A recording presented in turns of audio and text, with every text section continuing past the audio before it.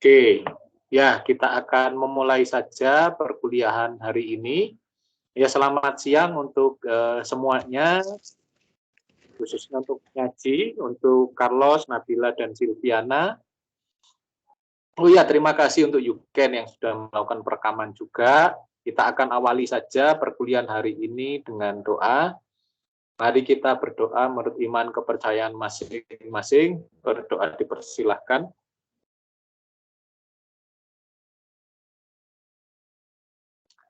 Ya, berdoa cukup. Ya nanti sesi pada perkuliahan hari ini akan terbagi menjadi 3.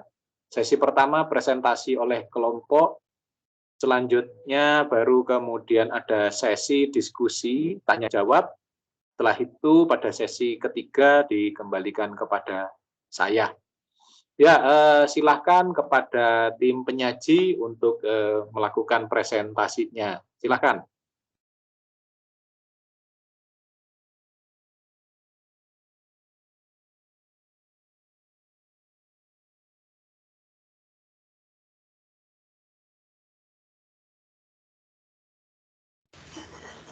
Baik, terima kasih Pak Daniel.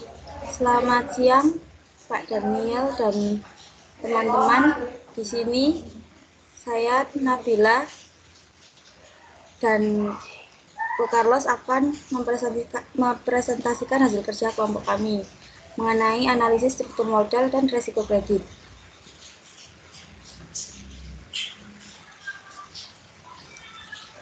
Yang pertama, analisis struktur modal. Menurut Sutrisno, struktur modal menyatakan bahwa struktur modal merupakan imbangan antara modal asing atau utang dengan modal sendiri.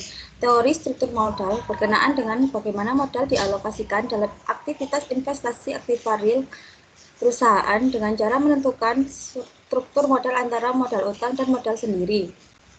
Pembagian struktur modal dibedakan menjadi 2. Yang pertama ada simple capital struktur, yaitu jika perusahaan hanya menggunakan modal sendiri saja dalam struktur modalnya. Yang kedua, kompleks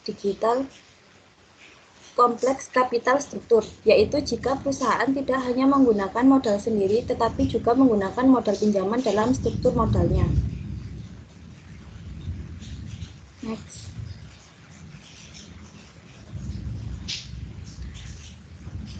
Berikut adalah pengertian analisis struktur modal. Analisis struktur modal adalah evaluasi berkala terhadap komponen pembiayaan ekuitas dan utang perusahaan dalam struktur modal perusahaan. Tujuan analisis struktur modal adalah menentukan apakah gabungan antara utang dan ekuitas perusahaan memungkinkan penciptaan kekayaan tanpa terlalu membahayakan solvabilitas jangka panjang atau fleksibilitas finansial.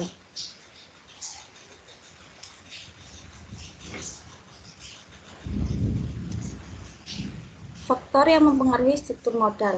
Faktor yang pertama yaitu pertumbuhan aktiva, yang kedua ukuran perusahaan, yang ketiga profitabilitas, yang keempat risiko bisnis, yang kelima dividen, dan yang keenam struktur aktiva.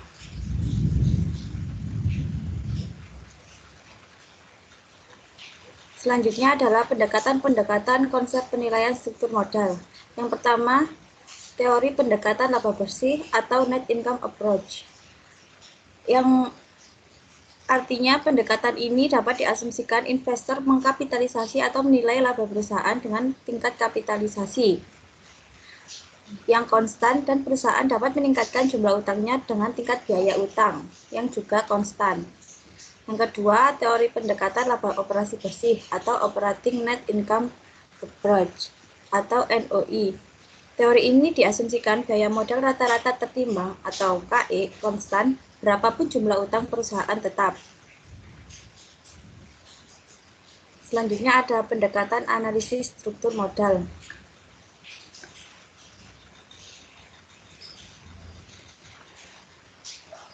Pendekatan analisis struktur modal ada yang pertama analisis EBIT dan EPS.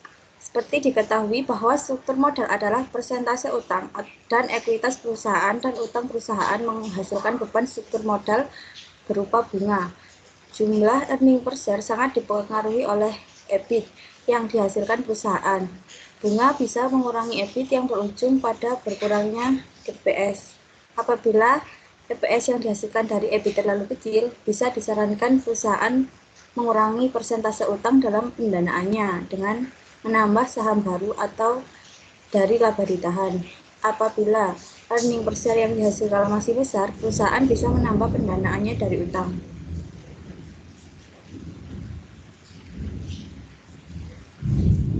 Selanjutnya, perbandingan rasio-rasio leverage. Tujuan dari analisis ini adalah untuk menentukan efek dari setiap alternatif pendanaan terhadap rasio-rasio leverage atau penggunaan utang. Manajemen kemudian dapat membandingkan rasio-rasio yang ada saat ini dan rasio-rasio pada alternatif pendanaan tertentu dengan rasio-rasio industri sejenis.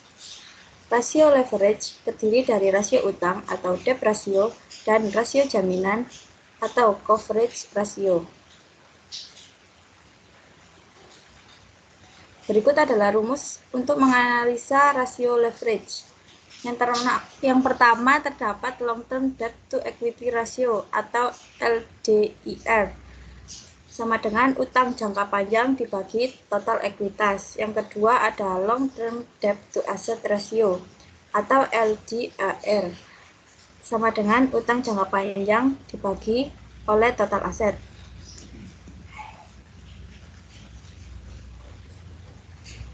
Yang ketiga ada debt to equity ratio atau DER sama dengan total utang dibagi oleh total ekuitas.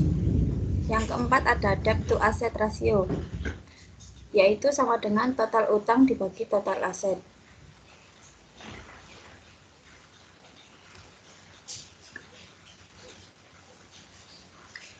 Yang kelima ada rasio jaminan.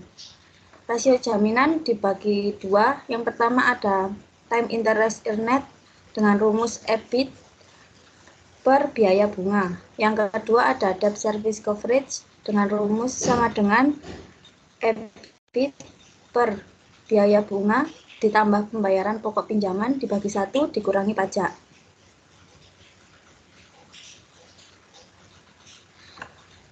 Selanjutnya analisis arus kas perusahaan. Analisis arus kas perusahaan adalah arus kas bersih pada situasi yang berbeda dapat dianalisis untuk menentukan apakah beban tetap perusahaan seperti pokok pinjaman, bunga sewa, dan dividen saham preferen yang dihadapi perusahaan tidak terlalu tinggi. Ketidakmampuan perusahaan untuk membayar beban tetap bisa mengakibatkan financial insolvency.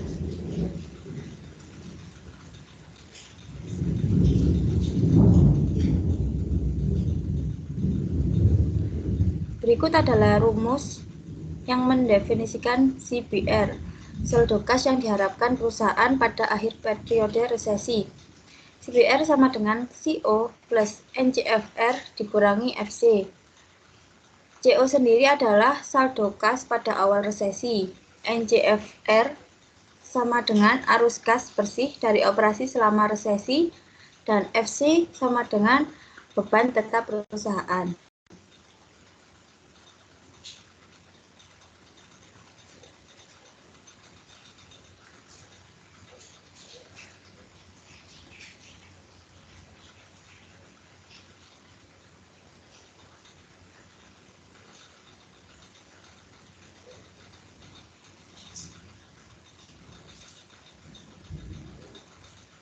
Apakah slide-nya belum ganti?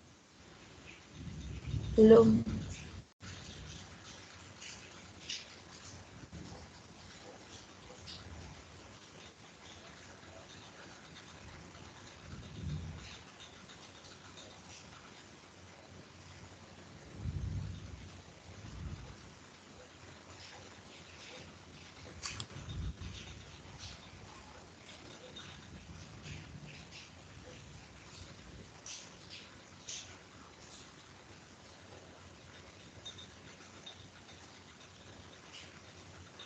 Mohon maaf, Kak Daniel dan teman-teman ada sedikit kendala teknis.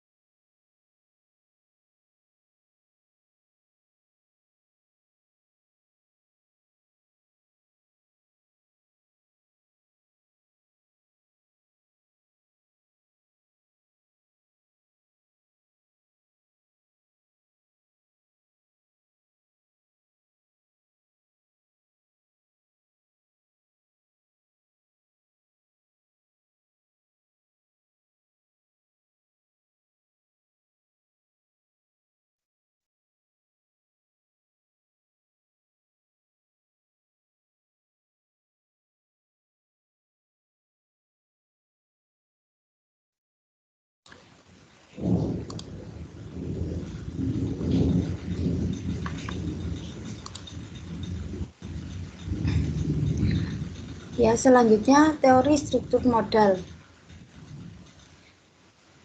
Yang pertama ada balancing teoris. Di sini ada beberapa bentuk resiko yang harus ditanggung perusahaan jika menerapkan kebijakan ini seperti berikut. Yang pertama, jika perusahaan meminjam dana ke bank, maka dibutuhkan jaminan dan agunan. Jika terlambat membayar angsuran kredit, maka bank akan menyita agunan dan kemudian dilelang, sehingga perusahaan kehilangan aset yang diagunkan. Yang kedua, jika kebutuhan dana dengan cara menjual obligasi, maka risiko yang dihadapi adalah tidak sanggup membayar bunga obligasi dari waktu yang telah ditentukan. Maka perusahaan melakukan berbagai kebijakan termasuk mengkonversi pemegang obligasi menjadi pemegang saham. Yang ketiga, risiko turunnya nilai perusahaan di mata publik karena publik menilai kinerja keuangan perusahaan tidak baik, khususnya dalam kemampuan manajemen struktur modal.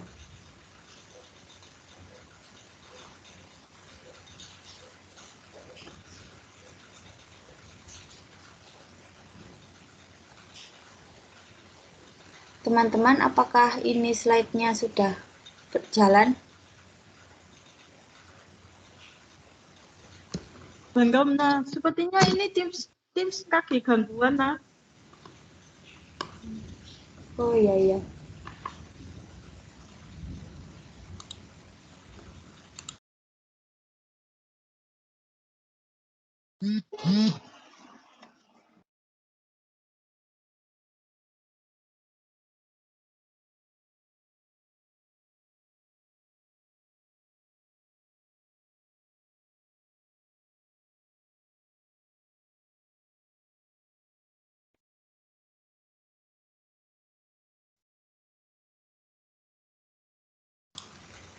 Apakah sudah muncul kembali?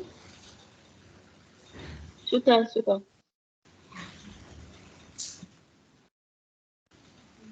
Mohon maaf atas kendalanya.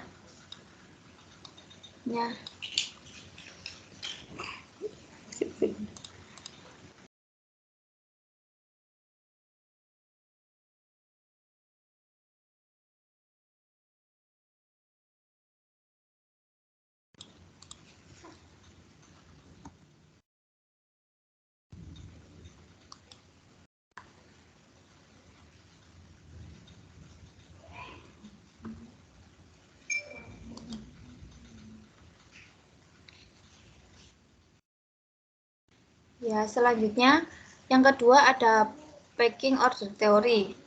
Solusi untuk memperkecil risiko yang timbul karena diterapkannya kebijakan ini adalah yang pertama, melakukan kebijakan penjualan aset berdasarkan skala prioritas dan kebutuhan.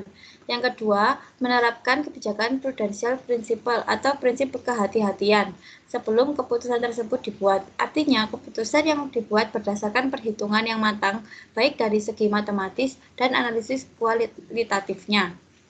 Yang ketiga, menerapkan kebijakan yang bersifat kontrol keras atau hard control terhadap keputusan yang diambil. Artinya, setelah keputusan tersebut diambil, maka dilaksanakan dengan pengawasan yang ketat dan maksimal.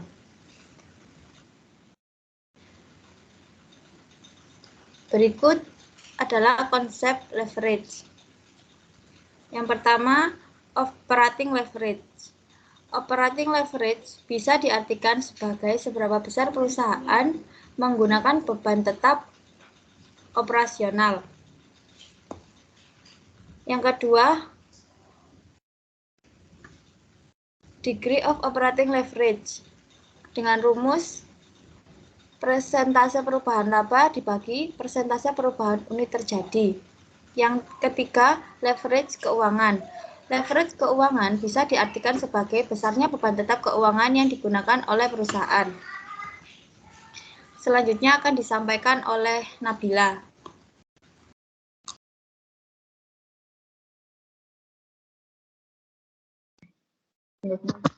Selanjutnya yaitu risiko kredit sebagai sumber pendanaan yang berasal dari utang. Solusi untuk memperkecil risiko yang timbul karena diterapkan kebijakan ini adalah yang pertama, melakukan kebijakan penjualan aset berdasarkan skala prioritas dan kebutuhan.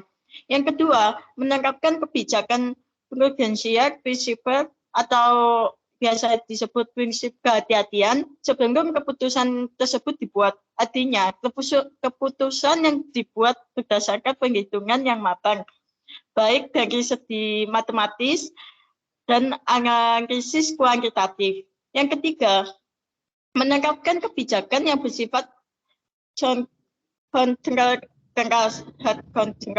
terhadap keputusan yang diambil. Artinya, setelah keputusan tersebut diambil, maka dilaksanakan dengan pengawasan yang ketat dan maksimal. Next.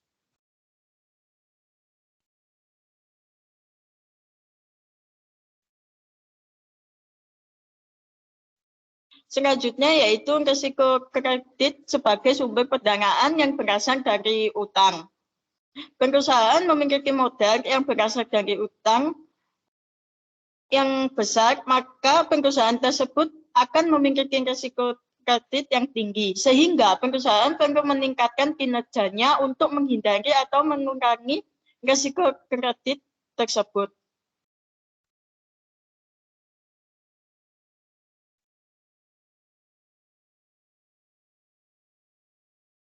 Selanjutnya yaitu risiko kredit. Berdasarkan pengakuan Bank Indonesia nomor 11 /25 PBI tahun 2009, risiko kredit merupakan risiko akibat kegagalan debitur dan atau pihak lain dalam memenuhi kewajiban kepada bank.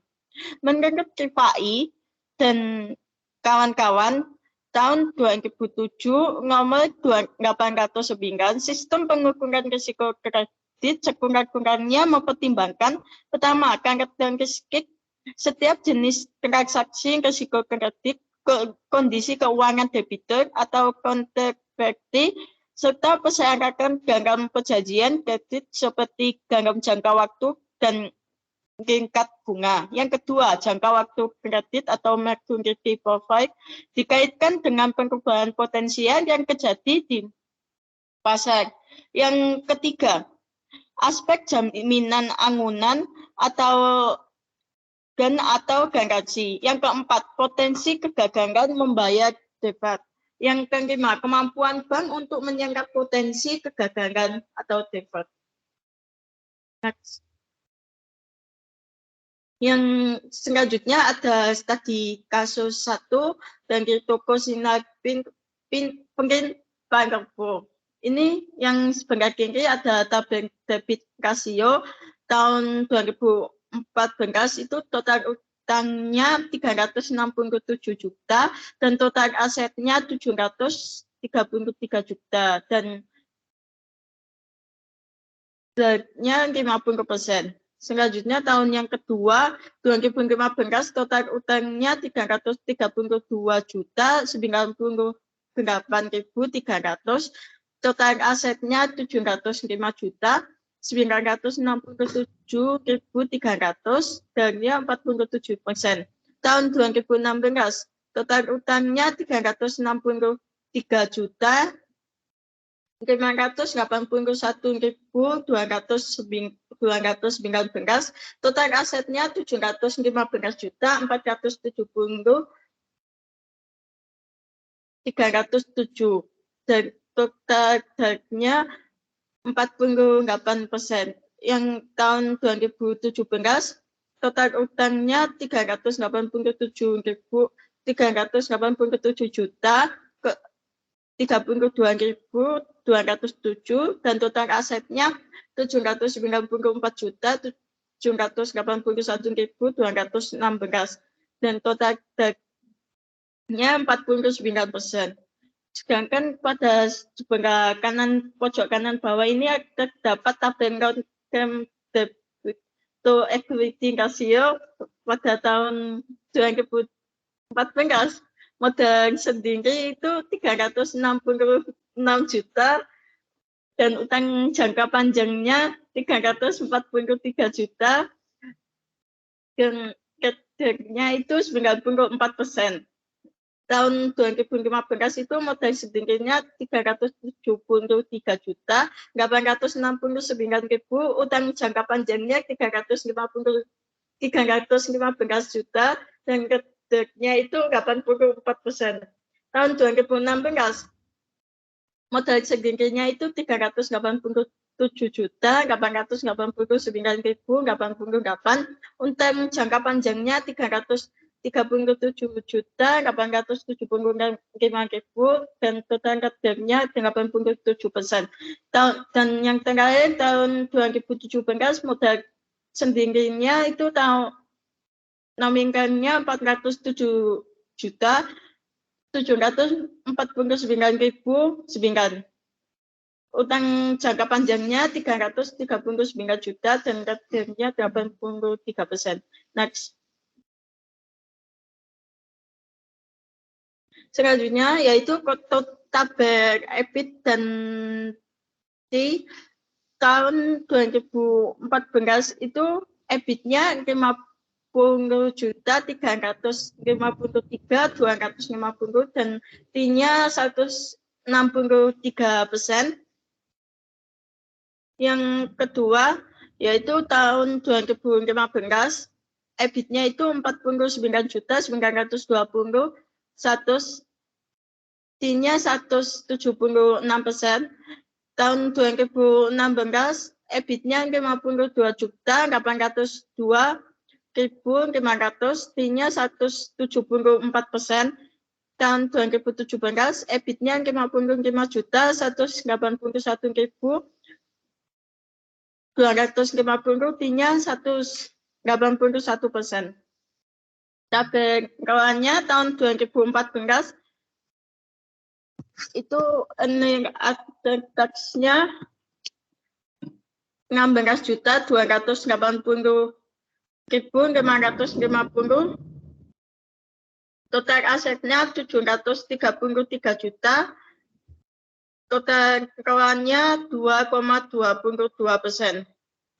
Tahun 2015 earning after tax-nya 18.430.490, total asetnya 705.967.300, kawannya 2,61%. Tahun 2016 earning after tax-nya 16.744.550, total asetnya 751.470.307, kawannya 2,23%. Tahun 2017 earning after tax-nya 21.120.750, total asetnya 790.781.216, kawannya 2,66%. Next.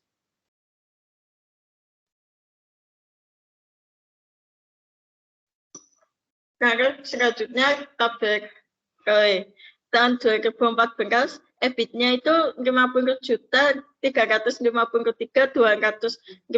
modalnya 366 juta, gawennya 300,75%. Tahun 2015 EBIT-nya 49.920.100, modalnya 373.869.000. Gawennya 300,35%. Tahun 2016 52.802.500, modalnya 387.889.088. Gawennya 300,61%. Tahun 2017 EBIT-nya 55.181.250, modalnya 407.749.900, kawannya 353%. Tabel selanjutnya yaitu tabel peningkatkan struktur modal. Ini yang keterangannya ada tahun 2014 struktur modalnya 50%, 2015 turun menjadi 47%, 2016 naik 1% menjadi 48%, dan 2017 naik lagi 1% menjadi 49%. Dan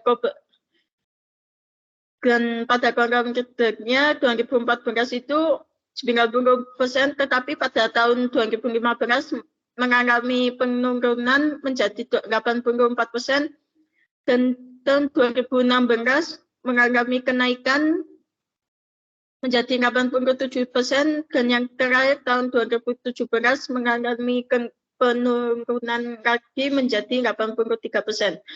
Selanjutnya terbukti tahun 2014 1,63%, 2015 mengalami peningkatan menjadi 1,76%, 2016 menjadi 1,74%, dan 2017 mengalami peningkatan menjadi 1,81%.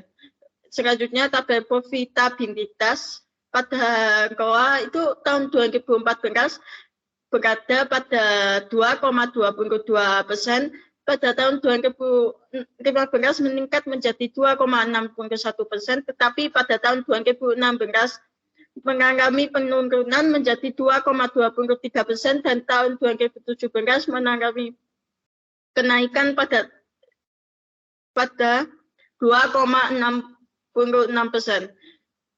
Tabel KW-nya 2014 13,75%, 2015 13,35%, 2016 13,61%, dan 2017 13,53%. Next.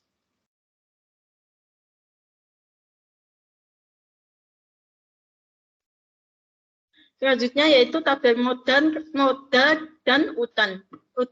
Pada tahun 2014 modal pinjamannya itu 367 juta. Modal sedikitnya 366 juta. Dan pada tahun 2015 modal pinjamannya 332 juta 98.300.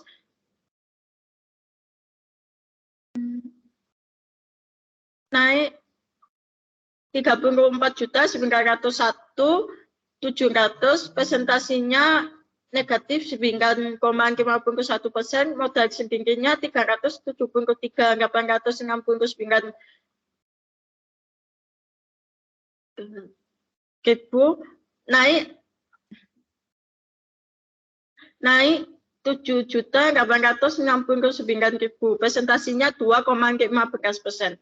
Pada tahun 2016, modal pinjamannya 361.581.219,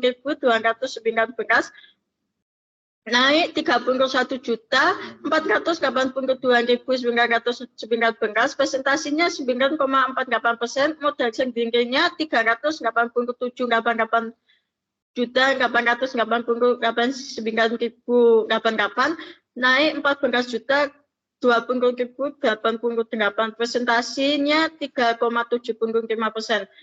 Tahun 2017 modal pinjamannya 387 juta 32.207,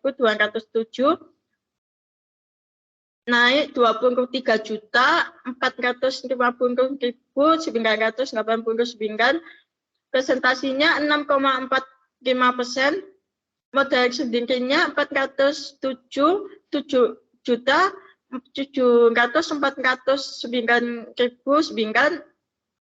naik 19 juta 859.921, presentasinya 5,12%.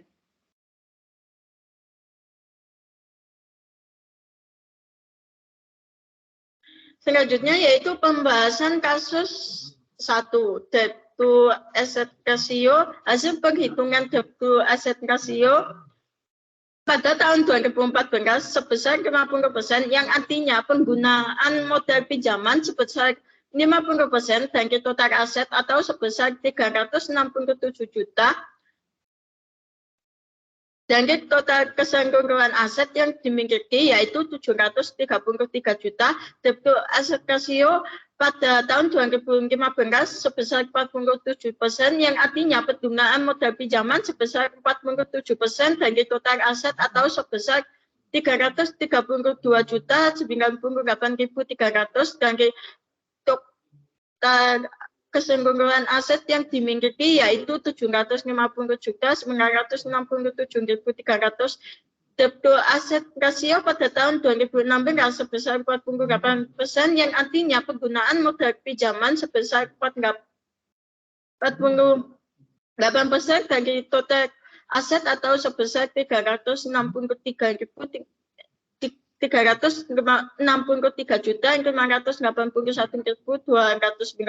dari total keseluruhan aset yang dimiliki yaitu 751.470.307 debt to asset ratio pada tahun 2017 sebesar 49%, yang artinya penggunaan modal pinjaman sebesar 49% dari total aset atau sebesar 387.032.207 dari total keseluruhan aset yang dimiliki yaitu 794.781.216.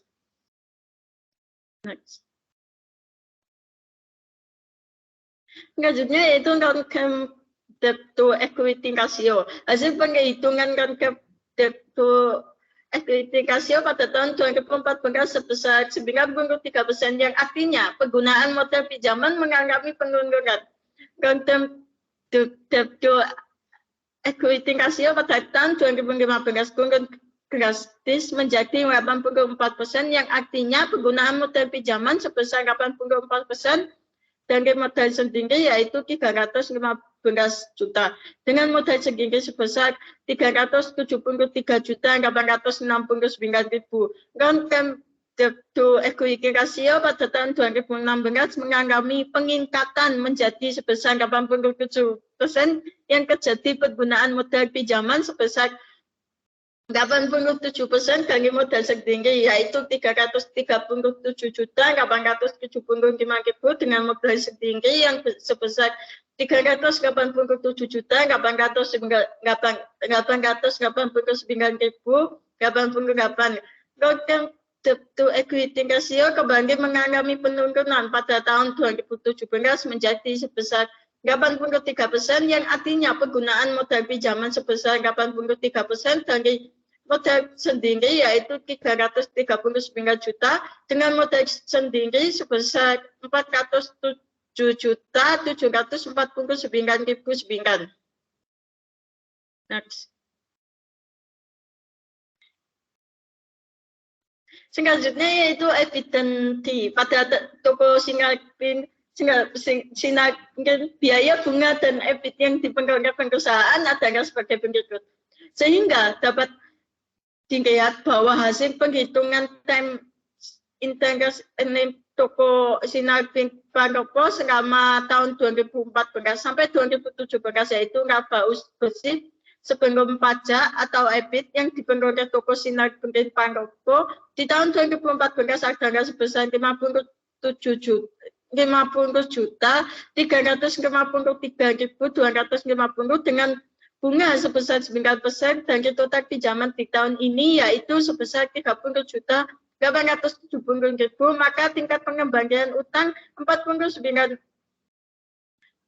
sebesar 1,63 kali. Tahun 2015 EBIT sebesar 49.920.100 dengan beban bunga sebesar 9% dari total pinjaman di tahun ini sebesar 28.350.000, maka tingkat pengembalian utang naik 13% yaitu 1,76 kali. Tahun 2016 EBIT yang dipengaruhi oleh toko Sinarpin Panopo adalah sebesar 52.803.500 dengan beban bunga sebesar 9% dari total pinjaman di tahun ini sebesar 30.408.750, maka tingkat pengembalian utang dianggap turun 2% dari tahun sebelumnya menjadi 1,74 kali. Tahun 2017 EBIT sebesar 55.181.250 dengan beban bunga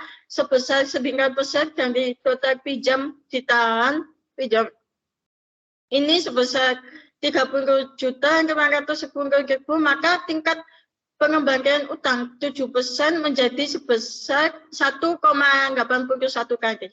Next.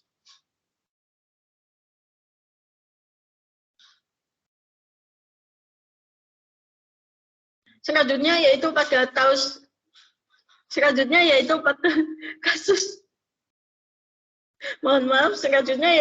kasus kedua, pada PTX mempunyai hutang 10 juta dengan total bunga per tahunnya 10%, laba bersih per tahunnya 10 juta. Jika diketahui tahunnya tingkat 15%, maka hitung KTK kapitalisasi ekuitas ganti PTX. Jawabannya, laba operasinya 10 juta, total kapitalisasi bersihnya 0,15, nilai total saham tambah utangnya 66.670.000, nilai pasar hutangnya 10 juta, nilai pasar sahamnya 56.670.000. Untuk rumus kalisnya sama dengan T dikurangi E dibagi PO. 10 juta dikurangi 1 juta dibagi 56.670.000, hasilnya 15,88%. Next.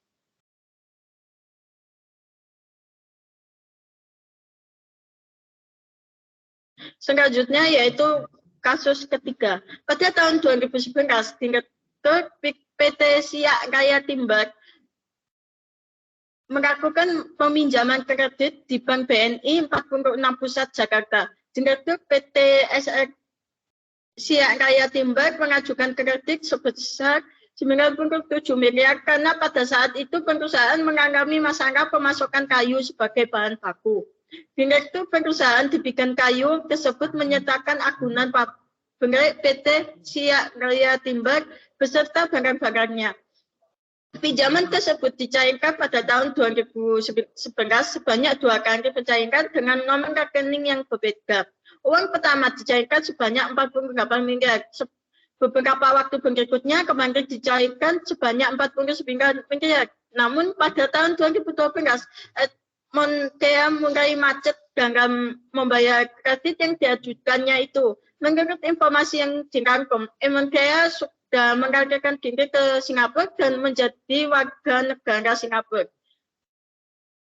Ketika sudah terjadi kredit macet, Bank BNI tetap melakukan penagihan dan meminta PT Siak Raya Timber untuk menjual asetnya. Bank BNI juga telah melakukan beragam upaya dengan mengembalikan kredit PT Siak Raya Timber, baik dengan menjual jaminan produktif hingga tidak produktif. Tetapi setelah macetnya kredit tersebut, barulah diketahui bahwa agunan tersebut hanya senilai 5 miliar.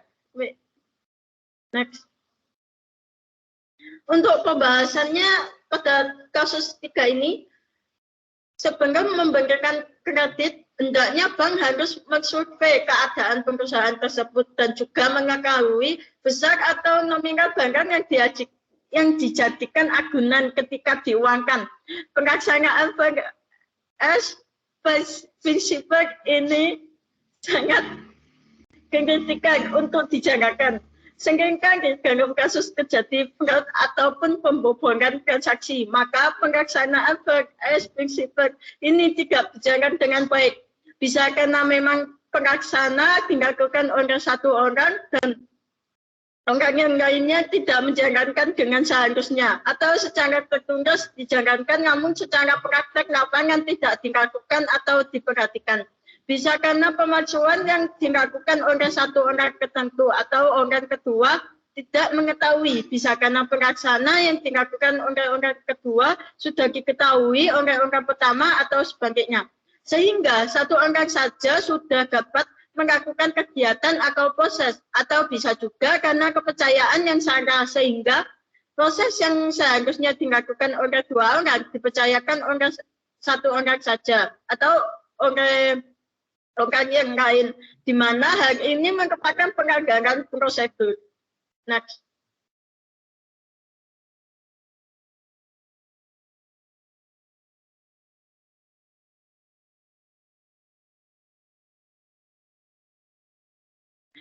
Seringkali yang juga dilanggar apabila proses control segregation of jadi keras dirancang. Namun, salah satu pelaksanaan lebih senior, maka si pihak yang lebih senior akan menggunakan kesenioritasannya untuk melakukan proses sendiri dan menganggap prinsip segregation of duty. Catatan ini juga bisa terjadi di prinsip dua custody. Bagian kontrol atau suatu perusahaan perlu meningkatkan pemahaman kepada seluruh karyawan atas prinsip ini, terutama kepada bagian pelaksana dan sekaligus juga membangun kemampuan untuk mendeteksi jika proses ini dilanggar. Kemampuan mendeteksi ini perlu dimiliki oleh pelaksana, supervisor, unit control, unit audit, dan unit dalam suatu organisasi. Pada kasus di atas bisa dilihat bahwa penerapan prinsip pada Bank Negara Indonesia atau biasa disebut BNI tidak berjalan dengan baik. Apabila prinsip 4 mata atau biasa disebut 4S principle dijalankan dengan baik, maka kasus di atas bisa saja dicegah atau diatasi. Next.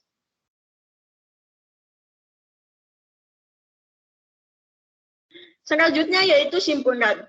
Simpulan pada struktur modal atau capital struktur adalah perbandingan pendanaan jangka panjang perusahaan yang ditunjukkan oleh pembandingan utang jangka panjang terhadap modal sendiri.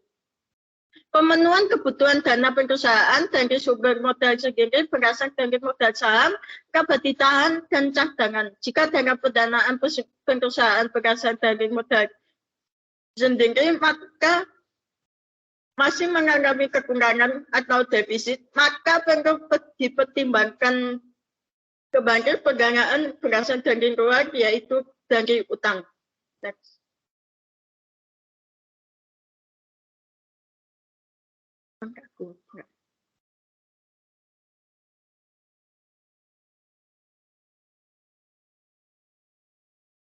Sekian presentasi dari kami. Jika ada pertanyaan bisa raise hand. Untuk singkatnya, mohon maaf ada gangguan.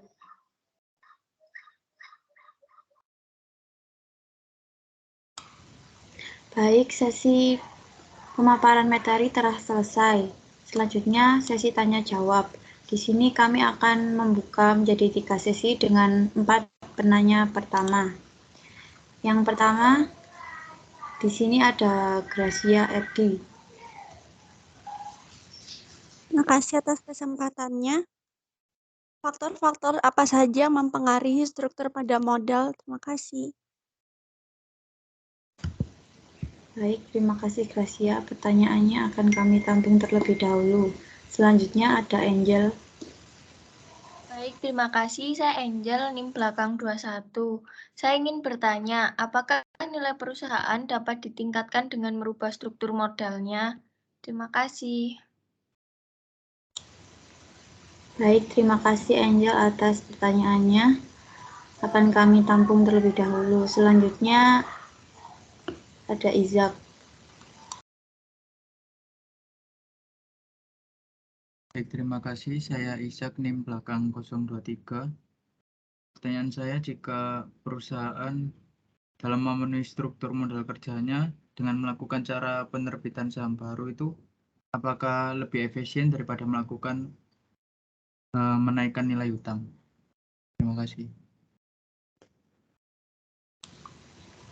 Baik, terima kasih Izak atas pertanyaannya. Selanjutnya ada Yulia.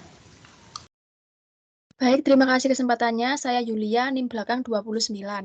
Pertanyaan saya, bagaimana cara yang dapat dilakukan untuk menentukan struktur modal yang optimal dalam suatu perusahaan? Terima kasih. Baik, terima kasih Yuli atas pertanyaannya. Sesi tanya jawab pertama akan kami tutup dan izinkan kelompok kami untuk berdiskusi terlebih dahulu.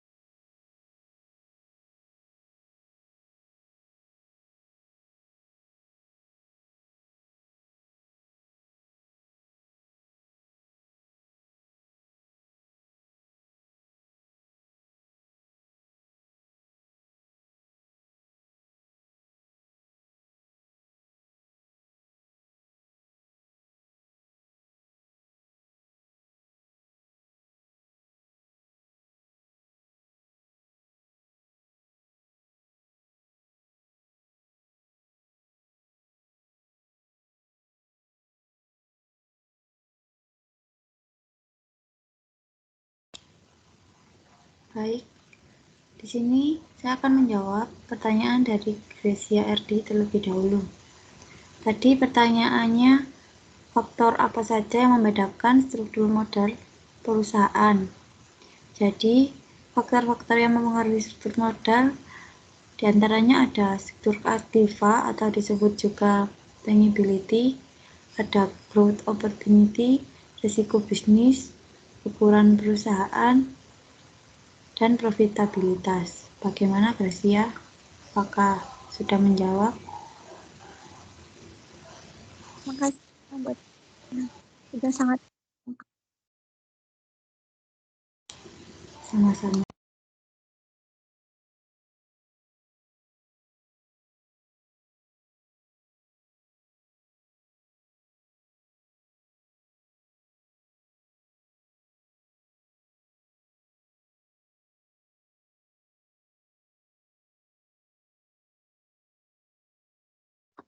Selanjutnya saya akan menjawab pertanyaannya Angel. Pertanyaannya tadi, apakah nilai perusahaan dapat ditingkatkan dengan mengubah struktur modalnya? Jawabannya, menurut pendekatan tradisional, nilai perusahaan akan berubah dengan cara mengubah struktur modalnya. Sehingga dengan cara mengubah struktur modal akan diperoleh nilai perusahaan yang optimal dan tidak ada hubungan antara nilai perusahaan dengan biaya modal melalui struktur modalnya. Bagaimana, Angel? Baik, terima kasih atas jawabannya, Nabila.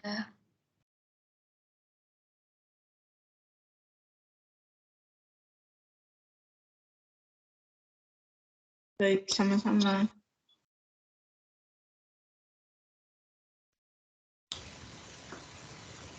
Selanjutnya saya akan menjawab pertanyaan dari Izak. Tadi pertanyaannya Izak, bagaimana jika suatu perusahaan dalam memenuhi struktur modal kerjanya dengan melakukan cara penerbitan saham baru, apakah lebih efisien daripada melakukan menaikkan nilai hutang? Jadi, jika perusahaan menerbitkan terlalu banyak saham, maka biaya modal yang ditanggung terlalu besar. Karena di antara biaya modal yang lain, biaya sahamlah yang paling besar. Dalam penentuan struktur modal, diperlukan pertimbangan kualitatif maupun pertimbangan kuantitatif. Bagaimana Izak? Apakah sudah menjawab pertanyaannya? Karena terima kasih sudah menjawab. Ya, sama-sama.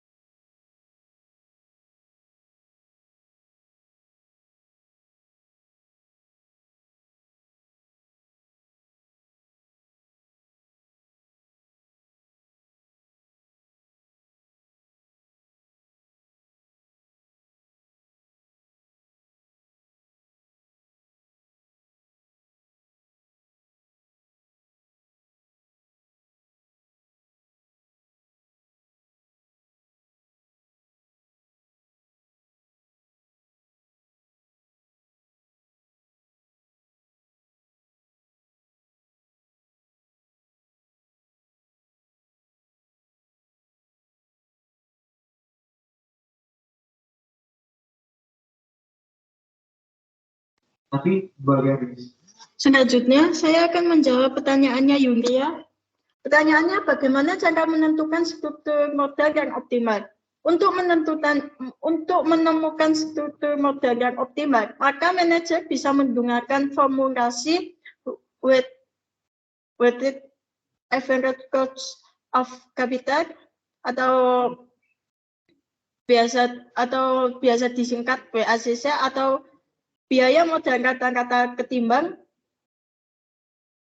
Biaya kata-kata modal ketimbang ini dihasilkan dari proporsi penyesuaian tingkat utang dan modal dengan pertimbangan risiko keuangan yang sangat diminimalisasikan. Bagaimana Yulia dengan jawabannya? Iya, sudah sangat menjawab, Nabil. Terima kasih. Sama-sama. Baik, selanjutnya saya akan membuka sesi tanya jawab yang kedua. Di sini ada Fionita Nabila. Silakan untuk bertanya. Terima kasih atas kesempatannya. Saya Fionita, NIM 122010018. Nah, mengenai materi kelompok, menurut Modigliani dan Miller, ini kan membuktikan bahwa struktur modal itu tidak dapat memberikan dampak terhadap nilai suatu perusahaan. Atas pendapat yang disampaikan, bagaimana solusinya agar mendapat dampak nilai yang baik untuk perusahaan? Terima kasih. Baik, terima kasih Fionita. Pertanyaannya akan kami tampung terlebih dahulu. Selanjutnya di sini ada Shirley Margareta.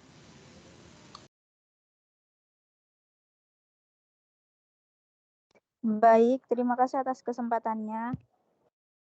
Pertanyaan saya, apakah struktur modal dapat berpengaruh positif terhadap nilai perusahaan? Terima kasih. Baik, terima kasih Shirley atas pertanyaannya. Akan kami tampung terlebih dahulu. Selanjutnya ada Stephen.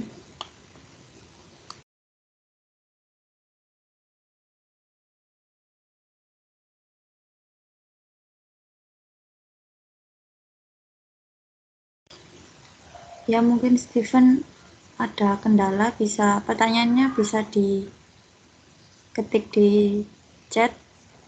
Selanjutnya di sini ada Tania, bisa diajukan pertanyaannya. Baik, saya Tania, NIM 122010027. Saya ingin bertanya, siapa atau adakah yang menentukan struktur modal dalam suatu perusahaan? Terima kasih.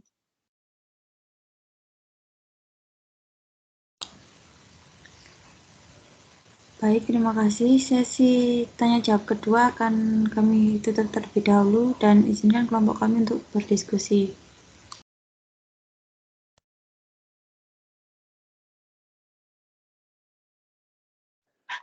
Cek, pertanyaannya Stephen ada di kolom chat. Iya Pak, baik.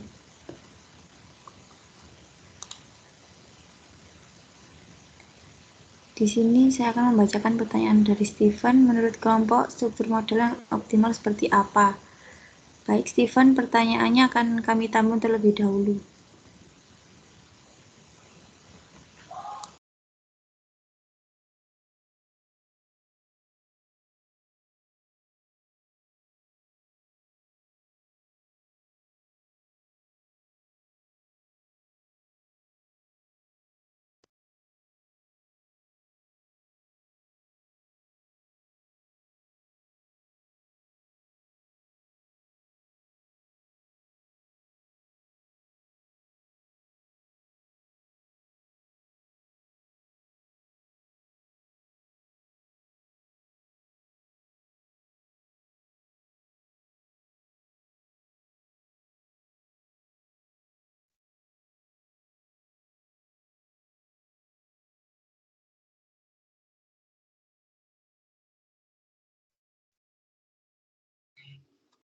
Baik, saya akan menjawab pertanyaannya Fionita.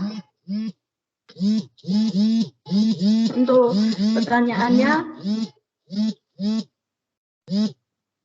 mengenai materi kelompok, Modigliani dan Miller ini membuktikan bahwa struktur modal tidak dapat memberikan dampak terhadap nilai suatu perusahaan atas pendapat yang disampaikan Modigliani dan Miller tentang bagaimana solusinya agar mendapat dampak nilai yang baik untuk perusahaan, bagaimana solusi agar mendapat dampak nilai yang baik untuk perusahaan. Yang pertama, efisiensi waktu. Kesalahan dalam menangani sebuah keluhan adalah kurang efisiennya waktu dalam prosesnya. Dengan efisiensi waktu yang tepat, maka nilai kepuasan pelanggan akan naik dan ini bisa memberikan nilai positif bagi organisasi dan atau perusahaan. Yang kedua, produk harus up to date. Karena dengan penanganan gangguan pelanggan yang buruk, organisasi atau perusahaan tidak akan mengetahui feedback pelanggan melalui berbagai macam gangguan terkait produk atau jasa yang dijual. Yang ketiga, komunikasi yang tepat. Yang keempat, negosiasi. Tawar-menawar juga masih saja jadi solusi terbaik untuk meredakan gangguan internal ataupun eksternal terutama pelanggan. Yang kelima, segera identifikasi gangguan sebelum memutuskan tindakan yang perlu kamu lakukan pada pelanggan yang bersifat negatif. Kita perlu mengidentifikasi dulu sudah sampai mana perilaku negatif dari pelanggan tersebut. Yang keenam, mengukur efektivitas solusi yang diberikan seiring dengan berjalannya waktu perusahaan akan membutuhkan lebih banyak aktivitas dari para pelanggannya. Yang ketujuh, citra perusahaan atau image perusahaan. Pelanggan cenderung memilih produsen yang mau mendengar suara mereka, di mana pelanggan diberi akses untuk berkomunikasi dalam menyampaikan masukan, kritik, atau mendapatkan informasi terbaru. Gimana Veronica dengan jawabannya? Sangat menjawab. Terima kasih atas jawabannya kelompok. Baik, sama-sama.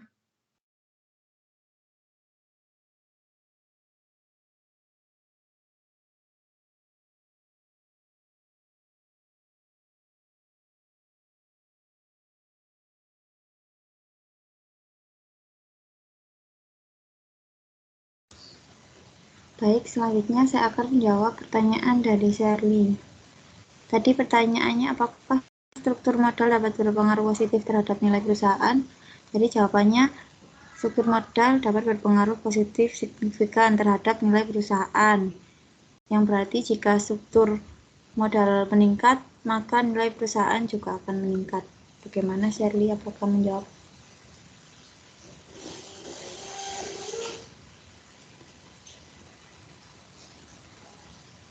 Bagaimana Shirley? Baik, sudah menjawab.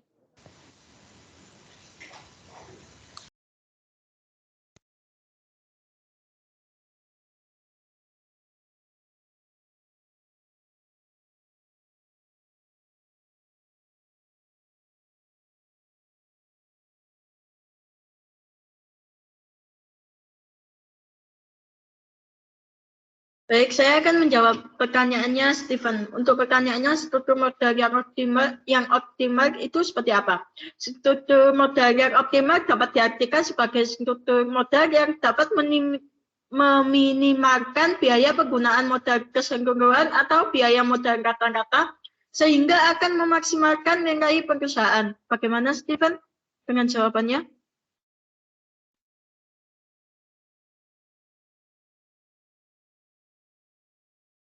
Baik, mungkin mikrofonnya Stephen masih gangguan ya. Oke.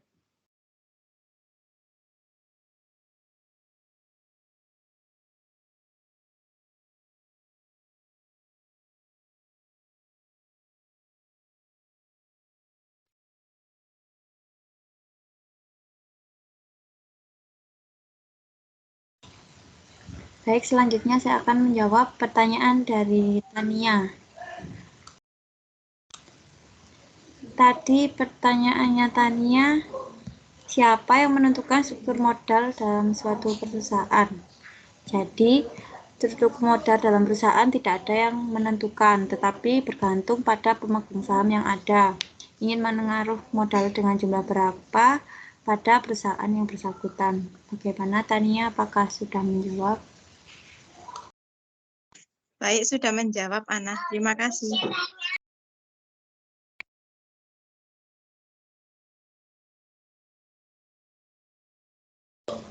Selanjutnya, kami membuka sesi tanya jawab yang ketiga. Di sini ada Safira, bisa diajukan pertanyaannya. Baik, terima kasih atas kesempatannya. Saya Safira NIM 11 ingin bertanya, bagaimana pengaruh struktur modal dan pertumbuhan perusahaan terhadap nilai perusahaan? Terima kasih.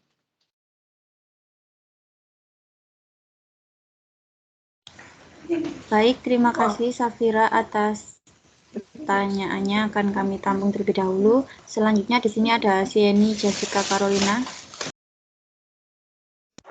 Baik, terima kasih atas kesempatannya. Saya Sieni NIM 14. Menurut kelompok, bagaimana struktur modal perusahaan yang baik dan faktor apa saja yang mempengaruhi pemilihan struktur modal? Terima kasih.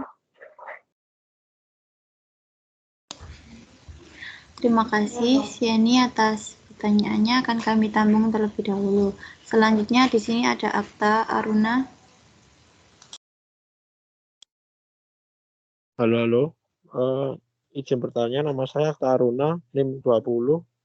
Saya ingin bertanya, apa cara perusahaan yang bisa dilakukan agar modal usaha tetap terjaga dan perusahaan tetap berjalan?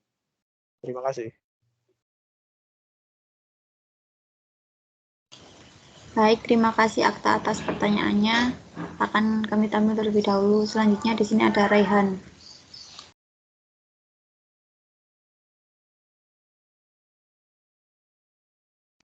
Baik, terima kasih atas kesempatannya. Saya Raihan NIM 30 ingin bertanya, apa fungsi dari rasio struktur modal? Terima kasih.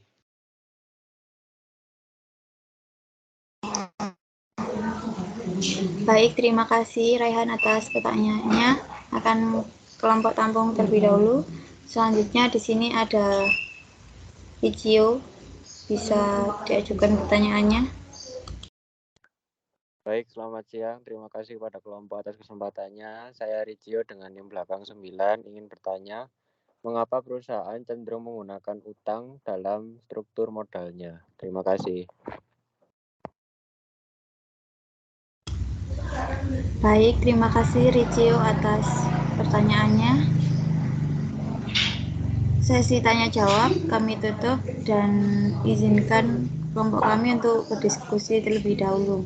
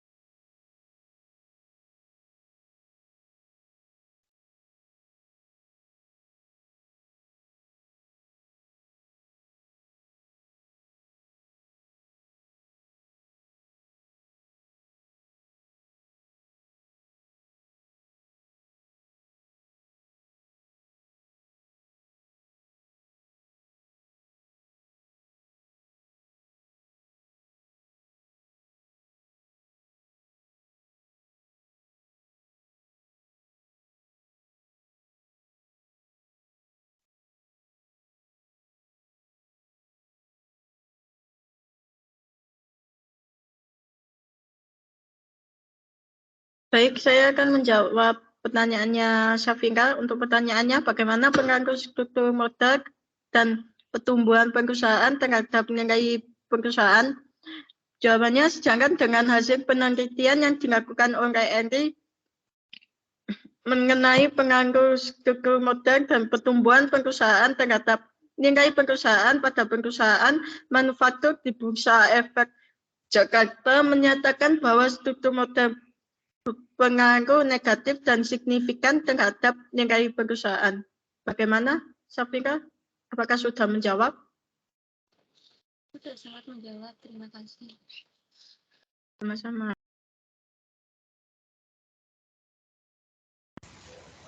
Selanjutnya, saya akan menjawab pertanyaan dari Sieni. Tadi pertanyaannya menurut kelompok bagaimana struktur modal perusahaan yang baik dan faktor apa saja yang mempengaruhi pemilihan struktur modal.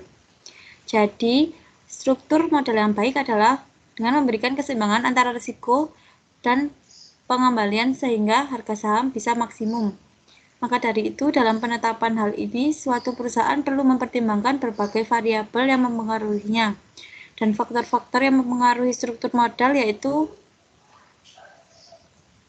yang pertama pertumbuhan aktiva, ukuran perusahaan, profitabilitas, risiko bisnis, dividen, dan struktur aktiva. Bagaimana Sieni, apakah sudah menjawab? Iya, sudah menjawab. Terima kasih. Ya, sama-sama.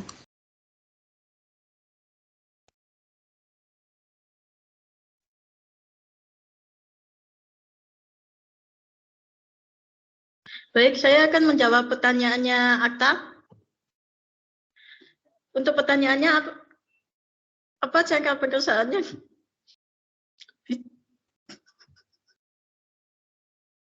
Apa jangka perusahaan yang bisa dilakukan agar modal usaha tetap terjaga dan perusahaan tetap berjalan? Untuk jawabannya, yang pertama mengetahui rasio modal kerja saat ini. Yang kedua, mengelola persediaan dengan baik. Yang ketiga, mengelola faktor untuk meningkatkan modal kerja. Yang keempat, membuat rencana kontingensi. Bagaimana Akta?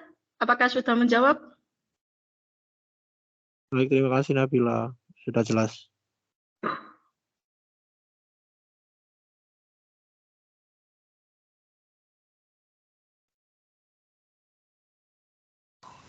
Sama-sama. Baik, selanjutnya saya akan menjawab pertanyaan dari Raihan.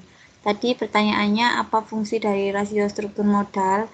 Jadi, rasio struktur modal membantu investor menganalisis apa yang akan terjadi pada investasi mereka dalam skenario terburuk.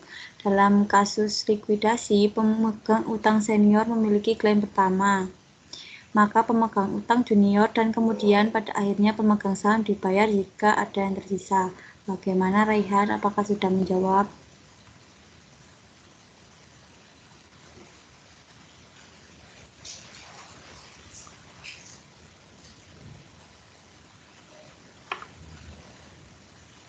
Raihan? Baik, terima kasih atas jawabannya. Selanjutnya, saya akan menjawab pertanyaan yang terakhir dari Ricio. Tadi pertanyaannya mengapa perusahaan cenderung menggunakan hutang dalam struktur modalnya. Jadi, utang perusahaan menjadi pengurang pajak sehingga dapat menghemat pengeluaran pajak. Teori ini menentukan struktur yang optimal dengan memasukkan beberapa faktor seperti pajak, biaya keagenan, atau kesulitan keuangan. Bagaimana Ricio? Apakah sudah menjawab? Baik, Ana sudah terjawab. Terima kasih. Baik, terima kasih atas seluruh pertanyaannya. Sesi pemaparan materi dan sesi tanya jawab sudah selesai. Selanjutnya akan kami kembalikan kepada Pak Daniel. Ya, terima kasih kelompok Silviana sebagai moderator dan Nabila yang juga menyajikan. Pertanyaan saya sebelum lanjut, ini kenapa kamu tetap memasukkan nama Carlos padahal tidak sama sekali di sini kontribusinya? Iya Pak, jadi yang Ko Carlos itu ikut mencari materi gitu loh Pak.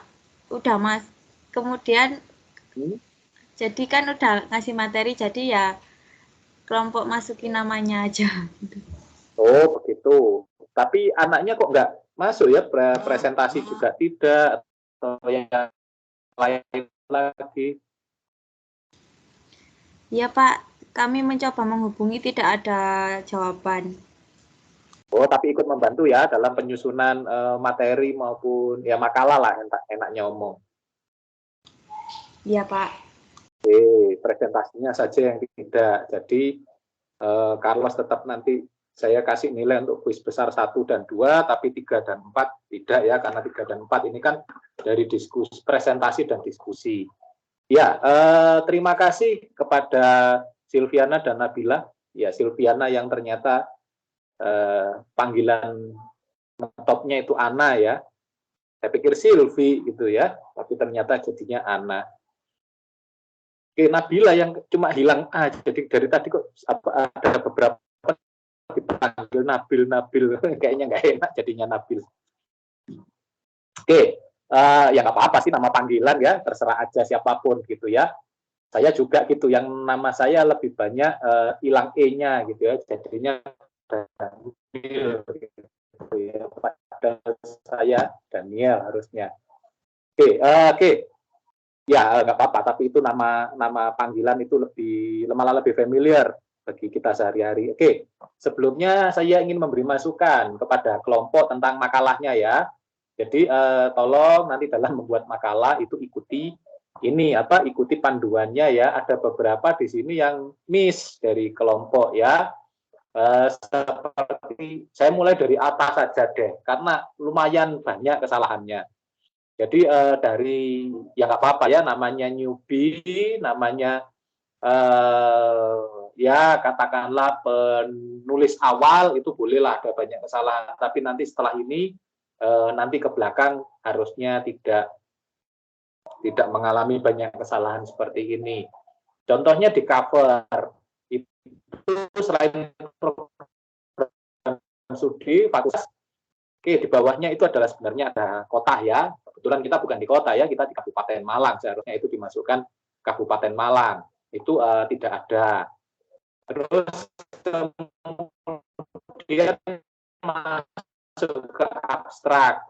Nah, apa ya, hanya ada sedikit ya, salah tulis seperti mempengaruhi itu harusnya luruh jadi memengaruhi ya. KPST, kata dasar KPST itu kalau mendapat awalan harusnya luruh. Terus kemudian kata-kata kunci ya, seharusnya bukan kata kunci. Karena apa? Bahasa Inggrisnya itu adalah keywords dengan S, berarti jamak. Jadi kan kata-kata kunci.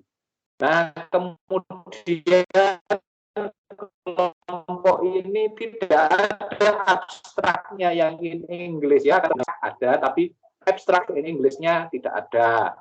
Nah, itu tolong nanti dilengkapi ya, senyampang masih ada waktu untuk ini ya, pengumpulan UAS. Kemudian di kata pengantar nih. Nah, kata pengantar itu kan bukan hanya kepada saya sebagai dosen pengampu, tapi kan diurutkan dari rektor ya, dekan, kaprodi, baru dosen pengampu. Setelah itu, setelah dosen pengampu baru kepada orang tua ya. Orang tua dari penulis gitu ya. Kalau mau ditulis namanya boleh, tapi karena ini kelompok ya cukup kepada rekan-rekan sekelas atau dan lain-lain siapapun yang mendukung penulisan ini. Itu ya yang perlu diketahui. Dan di kata pengantar itu tidak perlu tanggal, karena tanggal kita tidak bisa tetapkan kapan kita maju makalah ini, tapi sebaiknya kemudian bulan dan tahun saja. Demikian pula nanti Anda saat menulis laporan PKL, menulis proposal, maupun menulis skripsi, ya, kalau ambil skrip atau yang lain. Nah, kemudian di daftar isi, itu ada masih beberapa istilah asing yang belum dimiringkan. Tolong nanti diitalikan ya istilah asing, demikian pula yang ada di dalam tulisan. Jadi setiap istilah asing, salah satunya itu adalah leverage. Leverage itu dalam bahasa Inggris sebaiknya juga diitalikan. Nah, kan di dalam ada tabel, ada rumus nih. Mana daftar tabel, mana daftar rumusnya. Harusnya ada ya tabel 1, tabel 2 masuk di daftar tabel yang itu halamannya tersendiri. Kemudian rumus 1, rumus 2 dan seterusnya harus dilengkapi ya kelompok ya. Jadi kesannya nanti tidak hanya 29 halaman. Kalau ini dilengkapi bisa 35 bahkan mungkin lebih. Nah, kemudian di latar belakang bab 1 minimalis banget gitu ya, cuman setengah atau 3/4 halaman untuk latar belakangnya. Seharusnya latar belakang menggambarkan saat presentasi bagus, saat diskusi lebih bagus lagi. Nah, ini harusnya nampak bahwa kemudian apa struktur modal itu dipengaruhi juga oleh utang, dan itu menentukan nilai perusahaan. Kenapa ragu-ragu itu tidak dituliskan di sini ya.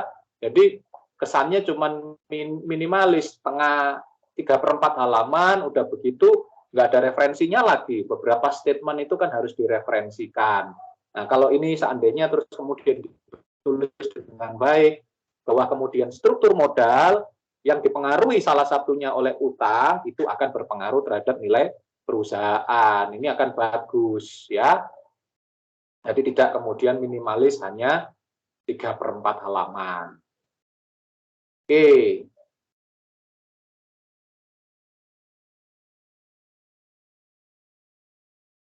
Oke, manfaatnya. Nah, manfaatnya itu sebenarnya adalah ada manfaat teoretis, manfaat teoretis yang terkait apa? Terkait dengan teori-teori yang dipakai di dalam teoretis yang dipakai di dalam saat ngomongin struktur modal. Jadi bukan satu untuk mengetahui, itu adalah itu tujuannya ya, tujuan dari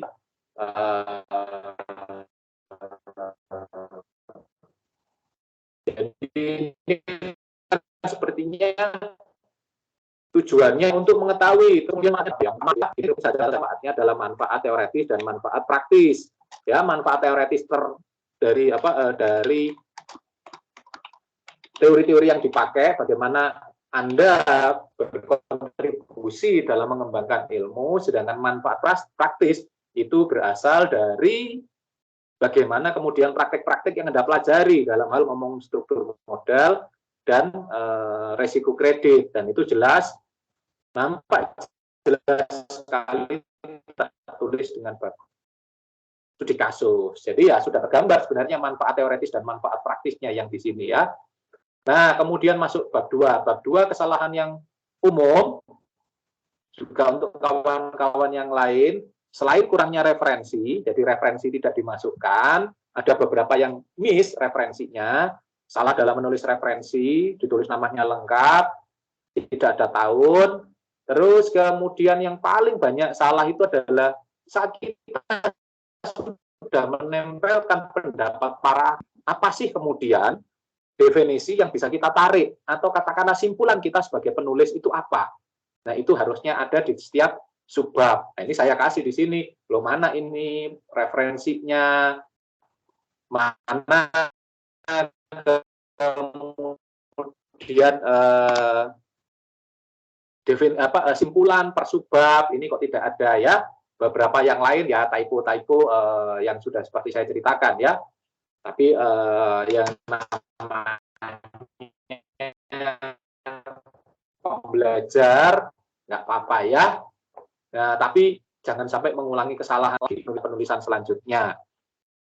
Semester 4 aja sudah kayak begini ya, Pak. Dan kok kaku banget, bukan kaku sih. Ini supaya mempermudah. Kalau Anda sudah terbiasa, nanti mengerjakan PKL, mengerjakan proposal, sampai kemudian skripsi itu jadi akhirnya gampang gitu ya, lancar-lancar saja gitu ya. Nah, mengenai apa yang dijelaskan di bab 2, diawali dengan kelompok misalkan mengenai struktur modal. Apa itu struktur modal atau bauran modal? Nah, ini kita ngomongin sebenarnya sumber pendanaan. Kalau kemarin kita sudah bicara tentang analisis, sebelumnya kita ngomongin analisis utang ya, analisis kredit ya. Itu bisa utang yang jangka pendek, jangka panjang maupun mengeluarkan obligasi. Terus kemudian ada ekuitas, analisis ekuitas. Kita juga sudah bahas. Nah, ini baurannya. Bagaimana kemudian sumber dana itu yang berasal dari utang dan berasal dari ekuitas, kalau digabungkan jadi satu. Ya, sama seperti aset. Aset ada aset lancar, atau kita sering sebagai modal sebut sebagai modal kerja, dan aset tidak lancar, ya, aset atau aset tetap. Nah, itu kan kita bahas analisisnya masing-masing. Nah, kalau sumber pendanaan, ini kan ternyata kita membahasnya satu-satu, belum kalau kemudian dua-duanya digabung jadi satu. Hari ini kita itu, dan kemudian bagaimana resikonya saat kemudian kita menggunakan dengan bagus oleh kelompok bahwa sebenarnya kalau kita mau ngomongin sumber dana itu kita ngomongin bukan hanya ngomongin asalnya dari utang atau asalnya dari saham, tapi ada banyak yang terkait di sini. Ya, bahwa kemudian yang perlu dipikirkan adalah bahwa kedua sumber dana ini itu punya resikonya. Resikonya apa? Resikonya itu adalah biaya modal, cost of capital, yang kemudian ternyata kalau kita itu menggunakan utang, enaknya sudah bisa dihitung di depan. Walaupun punya resiko, kalau utang kita terlalu tinggi, kita tetap. Sehingga untuk perencanaan lebih mudah. Selain itu, yang namanya biaya bunganya itu adalah pengurang pajak, tax deductible, ya, pengurang pajak. Sedangkan kalau kita menggunakan saham, sangat mungkin biayanya akan lebih mahal, seperti yang sudah dijelaskan oleh Ana tadi, ya. Lebih mahal karena apa? Karena kita semakin besar keuntungan kita, laba kita, maka kemungkinan semakin besar dividen yang harus dibagikan kepada investor, kepada pemilik. Akhirnya manajemen tersisa hanya saldo laba yang mungkin tidak terlalu besar, kecuali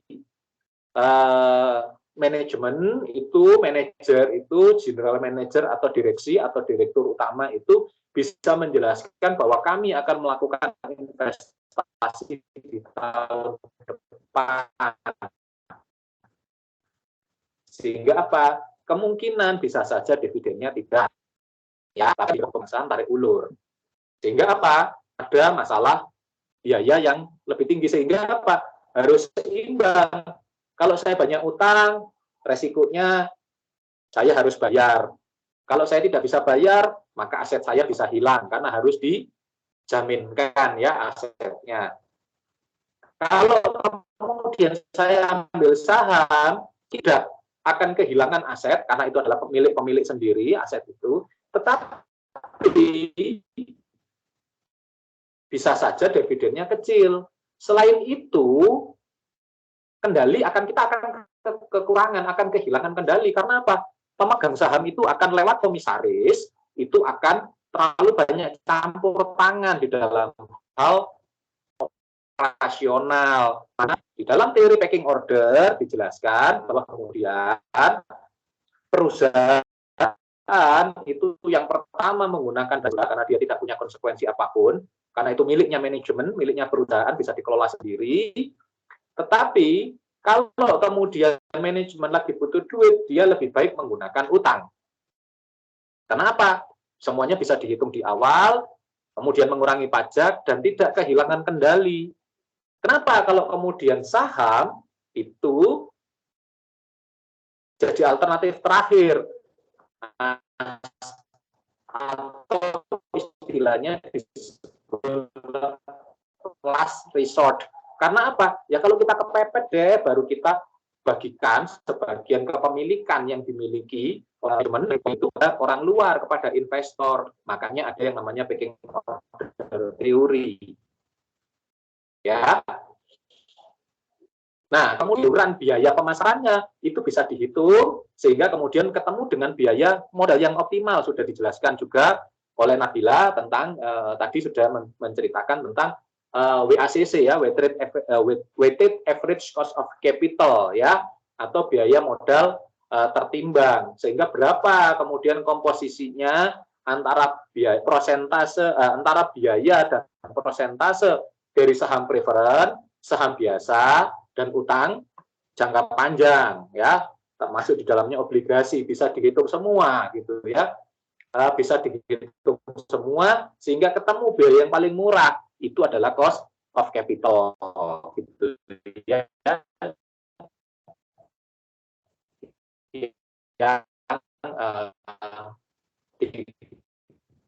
dihitung, tidak mengurangi kendali dari manajemen terhadap operasional perusahaan. Nah, itu tadi sudah dijelaskan oleh kelompok dengan baik. Nah, kemudian apa yang memperkuat lagi? Ada yang memperkuat lagi di teori struktur modal itu ada namanya trade-off teori. Trade-off teori yang disebut Miller ya. Nanti kemudian ada trade-off teori atau MM2, bahkan ada MM3 ya, Modigliani terus mengembangkan. Kalau yang ini MM1 cocok untuk manufaktur ya, dan dia tidak memasukkan unsur pajak. MM2 memasukkan unsur pajak, MM3 itu untuk sektor di luar manufaktur. Nah, jasa dan keuangan ya. Nah, di dalam teorinya MM ini menyebutkan apa? Bahwa ternyata yang namanya biaya modal itu tidak akan berpengaruh terhadap nilai perusahaan. Karena apa? Ya akhirnya kalau kemudian kita lebih banyak utang, itu sebenarnya nggak ada masalah asal perusahaan tetap bisa membayar utangnya, memenuhi kewajiban jangka pendeknya, jangka pendek dan jangka panjang ya, sehingga apa? Likuiditas dan solvabilitas perusahaan itu harus terjamin, sehingga rasio pasar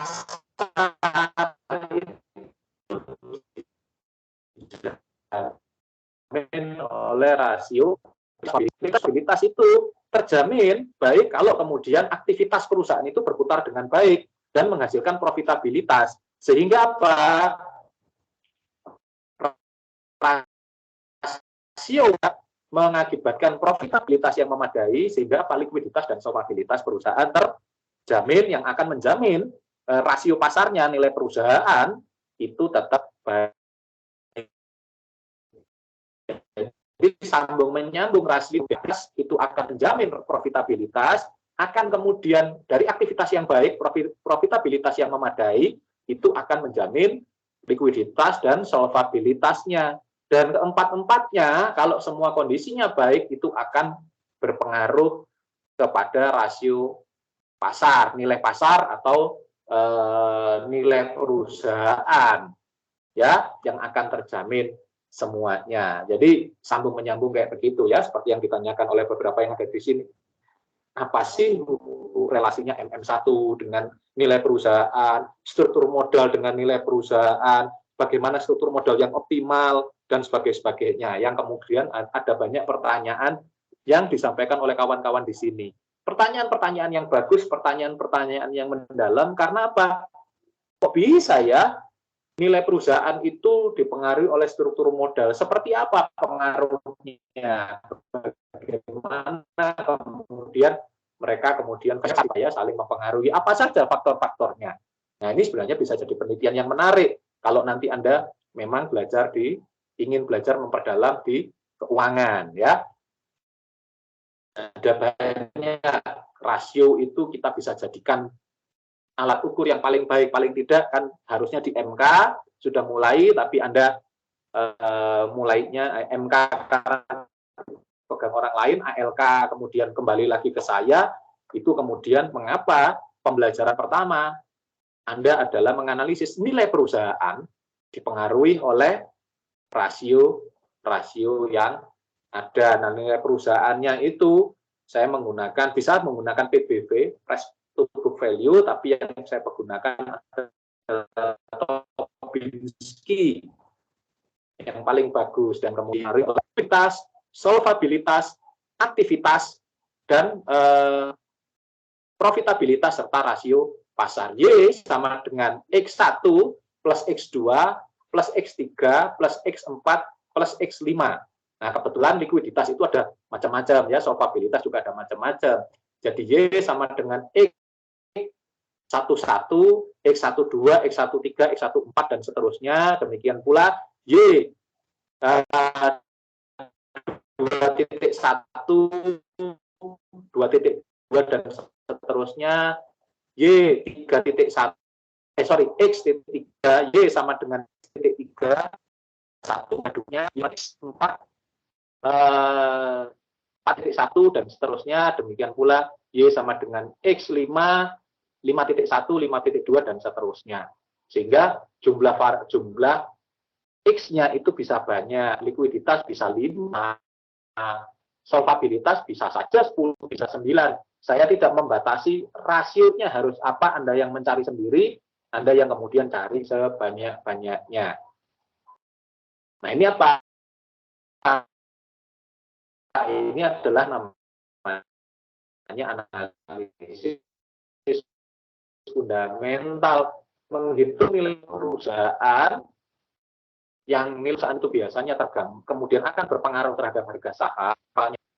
Waduh, jangan khawatir, kita akan menambahi lagi ya, kita akan tambah dengan yang namanya economic value added, kemudian kita tambah dengan EOS, investment offset, kemudian kita tambahkan dengan ya, Z-score, H-score dan sebagainya, sehingga variabelnya sangat banyak untuk variabel fundamental. Belajar keuangan. Aduh Pak, kok hitung-hitungan? Ya kayak begitu. Oke. Ada yang faktor-faktor yang mempengaruhi atau yang memengaruhi struktur modal. Di sini kelompok sudah menjelaskan, tadi ada pertanyaan dan sudah dijawab ya. Ada pertumbuhan aktiva, ukuran perusahaan, profitabilitas, risiko bisnis, dividen dan sebagainya ya. Kalau mau bicara umumnya, singkatnya dipengaruhi oleh faktor-faktor fundamental, yaitu apa? Kinerja perusahaan ya. Kinerja perusahaan itu bisa diwakili oleh rasio. Nah, kemudian bagaimana melakukan analisis struktur modalnya? Sudah seperti yang saya jelaskan tadi, bahwa kemudian bisa kita melihat dari EBIT, EPS ya, atau kemudian analisis terhadap nilai perusahaan. Bisa kemudian PBV, price to book value. Ada banyak analisis yang bisa dilakukan, tapi kelompok ini memilih ada analisis EBIT dan EPS, dan kemudian perbandingan rasio leverage ya, atau rasio solvabilitas ya. Bagaimana perusahaan bisa menutup kewajiban jangka panjang. Nah, ini yang ada di sini, debt to asset dan sebagainya adalah time earned dan sebagainya, atau debt service ini rasio-rasio solvabilitas yang dipakai. Padahal tidak hanya solvabilitas, ada rasio profitabilitas aktivitas, ada banyak dari 5 rasio itu dipakai ya. Tapi kelompok ini EBIT atau pada rasio likuiditas, rasio profitabilitas dan rasio solvabilitas. Padahal 5 rasio bisa saja dimasukkan. Nah, kemudian kelompok masuk pada teori struktur modal ya, ada balancing teori, mana kemudian harus balance, tidak boleh terlalu berat di modal tanpa utang, atau tidak boleh berat pada utang.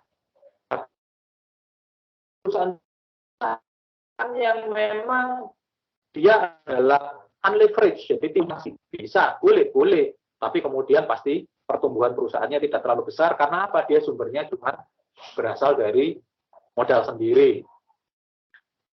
Nah, boleh kalau kemudian menjadi perusahaan yang unleveraged, karena apa? Dia takut kalau leverage itu ada utang yang dia jamin. Padahal kemudian di bawah kelompok ini menjelaskan tentang pecking order teori. Sebenarnya ada urut-urutannya. Ada kemudian WACC yang kita jadikan dasar untuk menghitung. Nah, balancing teori ada banyak dipakai dalam penelitian ya. Termasuk juga pecking order teori. Kebetulan saya dulu mendalami pecking order teori ini yang saya pakai sebagai tesis-tesis saya. Nah, bisa kemudian dipakai dasar untuk penelitian. Kemudian ada yang selanjutnya, konsep leverage, bahwa kemudian ada leverage, bahwa utang pun itu bisa dihitung. Bahwa utang pun ternyata harus punya daya ungkit. Ya, leverage itu kan pengungkit ya, atau dongkrak. Harus punya daya ungkit. Daya ungkitnya apa? Daya ungkit terhadap operasi. Ya, dengan pendekatan pada degree of operating leverage, bahwa dia kemudian harus secara operasional, utang itu harus memperbesar memperbesar kemampuan perusahaan untuk mengungkit. Dalam hal ini apa? Operasinya bertambah. Karena apa? Dengan utang, dia punya uang yang banyak untuk kemudian meningkatkan operasinya. Dan itu menjamin kewajiban dia untuk membayar biaya modal dari utang tersebut. Nah, selain operasi itu pasti kemudian akan punya daya ungkit juga ke keuangan. Sehingga yang namanya utang itu harus juga meningkatkan kinerja keuangan perusahaan. Operasionalnya berjalan baik, kemampuan membayarnya naik, otomatis termasuk kinerja keuangan perusahaan akan semakin bertambah. Enaknya ngomong, kalau kita pakai modal sendiri aja, katakanlah modal kita itu 1 miliar, kita bisa menghasilkan 100 juta, 10%. Kalau kemudian kita kemasukan utang sebesar 500 juta, bagi kita itu tidak hanya 100 menjadi 150, tapi bisa menjadi 160 kalau perlu 200. Karena apa? Kinerja operasi kita dan kinerja keuangan kita jadi meningkat. Itu yang namanya yang disebut dengan sinergi. Ya, tidak hanya 1 plus 1 sama dengan 2, tapi 1 plus 1 itu harus lebih dari 2. Kalau 1 ditambah 1 sama dengan, kemudian 1 itu kita menghasilkan 1, dan kemudian 1 tambah 1 tetap menghasilkan 2, yang ngapain? Kalau kita punya modal 100 juta, 1 miliar, laba kita itu 100 juta. Dengan kita punya utang yang jumlahnya 500 juta ya, atau setengah miliar, laba kita naik dari 100 menjadi 150. Ya ngapain? Karena apa? Resiko kita jadi lebih besar. Tapi ada banyak orang yang kemudian mengambil karena apa? Itu akan meningkatkan image perusahaan, kinerja perusahaan di mata investor lebih baik ya. Nah, secara keuangan harusnya lebih meningkat lagi.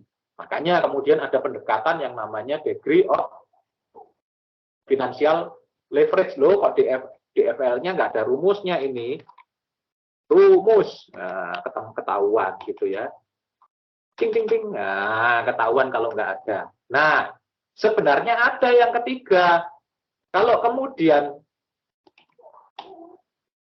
sudah leverage-nya itu secara operasional dan keuangan itu meningkat, ada yang kemudian alat ukurnya, kemudian apa? Kombinasi degree of combined leverage. Leverage kombinasi ya, leverage.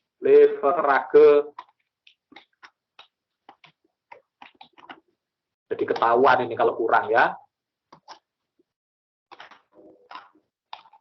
Kombinasi.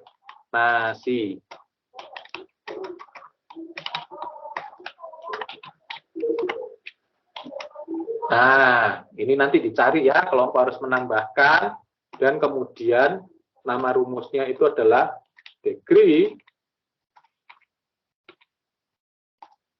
of combined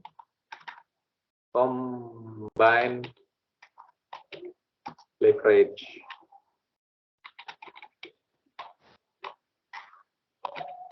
Ya, leverage kombinasinya seperti apa?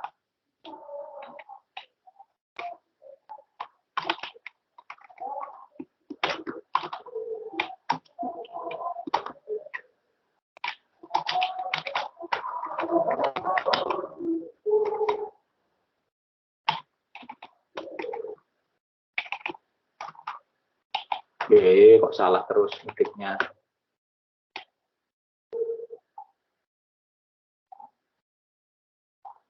Nah, itu ya yang perlu ditambahkan. Sebenarnya kalau saya mau sebutkan teori-teorinya ada banyak ini. Teori struktur modal itu tidak hanya balancing teoris, tidak hanya pecking order teoris, ya, ada bird in the hand teori, ada kemudian taxation ya, yang berhubungan dengan pajak itu ada juga. Ya kalau perlu ditambah sih. Ya ada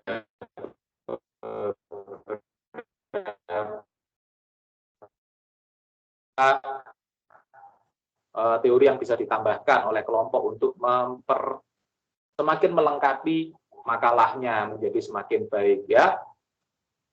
Kemudian, nah di dalam kelanjutannya di dalam kelompok ini bagaimana utang kalau memang terlalu besar itu akan berpengaruh. Kalau awalnya itu kemudian ada masalah non-performing loans, jangan sampai kemudian yang utang yang terlalu besar itu akan mengakibatkan kegagalan bagi perusahaan untuk membayar. Karena apa? Kalau kemudian kegagalan ya itu dalam jangka panjang akan mengakibatkan perusahaan dalam kondisi default. Ya, default itu artinya bangkrut. Default itu tidak mampu membayar dan ujung-ujungnya lebih jauhnya lagi akan mengalami kebangkrutan perusahaan itu ya. Nanti kan sudah kita bahas itu di likuidasi kemarin. Jadi itu yang untuk materi-materi yang hari ini sudah disampaikan oleh kelompok dalam perkuliahannya juga kemudian diskusi-diskusinya. Tapi yang terpenting memang kemudian kaitannya dengan nilai perusahaan, struktur modal itu dengan nilai perusahaan. Itu seperti apa, dan kemudian sudah terjawab dengan baik, presentasinya baik, itu kemudian diskusinya menarik, dan kemudian terjawab. Ini diskusinya 13 orang, separuh kelas ya, hampir separuh kelas ini yang bertanya. Tapi teman-temannya ini seharusnya kan 2 orang saja berdua dikeroyok sampai 13 orang, tapi ya ternyata mampu dijawab dengan baik oleh Ana dan Nabila ya, cukup baik ya, presentasi yang menarik, diskusi yang menarik, dan kemudian hasil akhir yang jadi sama-sama tahu, oh ternyata seperti ini toh struktur modal itu. Oh, ini toh pengaruhnya kepada nilai perusahaan. Oh, ini toh yang menjadi faktor-faktor yang kemudian bisa dihitung untuk menjadi pengaruh terhadap nilai perusahaan. Oke, itu yang bisa saya sampaikan pada kelompok hari ini. Ya, sampai di sini apakah ada pertanyaan terkait dengan analisis struktur modal dan analisis resiko kredit, serta kuliah analisis laporan keuangan secara keseluruhan? Silahkan kalau ada yang mau ditanyakan.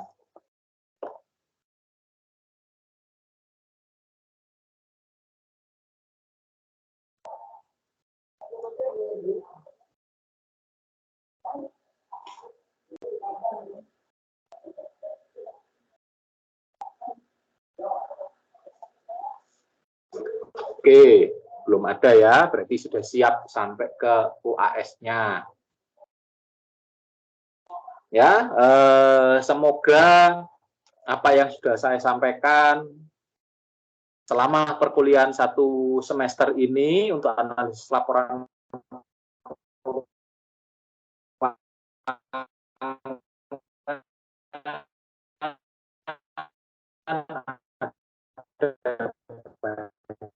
banyak hal baik yang bisa Anda pelajari, yang bisa Anda di bidang keuangan.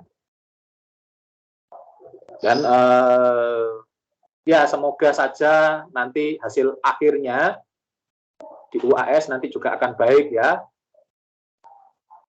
Karena saya tahu cukup berat karena harus membuat mini skripsi masing-masing orang lagi gitu ya.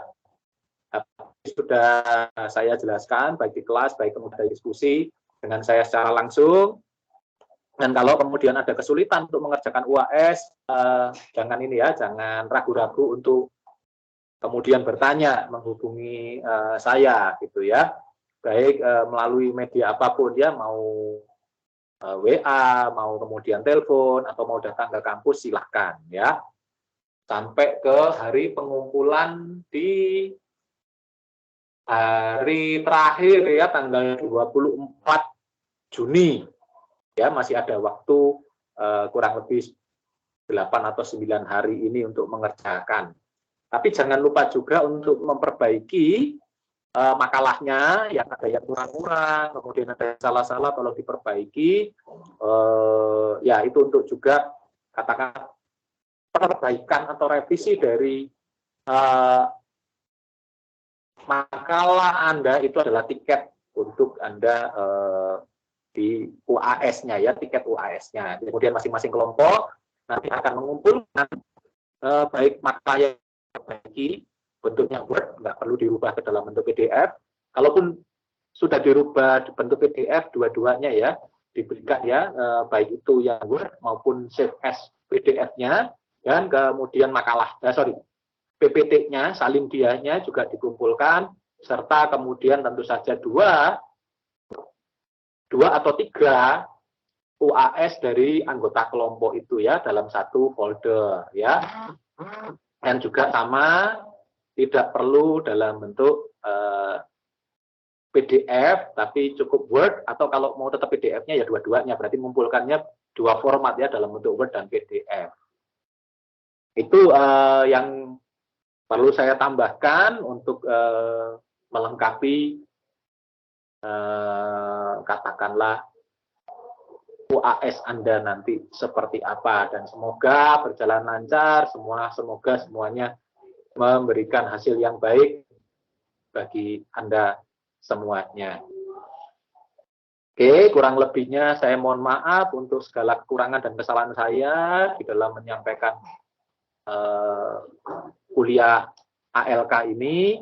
Semoga semester depan kita berjumpa di mata kuliah yang berbeda, kelanjutan dari ALK ini. Jangan sampai ada kemudian yang tinggal kelas. Pak, semuanya presentasi, semua nanti ini kok makalah dan mini skripsi, masa ada yang tinggal kelas? Tinggal kelasnya itu kalau Anda plagiasi ya, Anda kemudian menggunakan pekerjaan kawan Anda orang lain untuk kemudian Anda pakai. Nah, atau kakak kelas yang Anda pakai gitu ya. Biasanya kalau yang satu kelas saya sikat dua-duanya ya. Saya dalam penilaian saya itu yang saya tahu itu adalah nilainya harusnya A dan B. Kalau ada nilai C itu berarti anak ini memang nggak niat, kepepet. Tapi nilai saya biasanya ABD, Abdul gitu ya. A untuk yang bagus sekali, B untuk yang bagus, C untuk mereka yang nggak niat, D itu kena untuk apa? Karena mereka yang melakukan kecurangan dengan melakukan plagiasi. Ya, kan nggak? Kan kalau di kelas Anda nyontoh bisa di masalah. Kalau saya kan nggak, tidak perlu di kelas, tapi kejujuran Anda secara pribadi itu yang jadi nilai utama ya.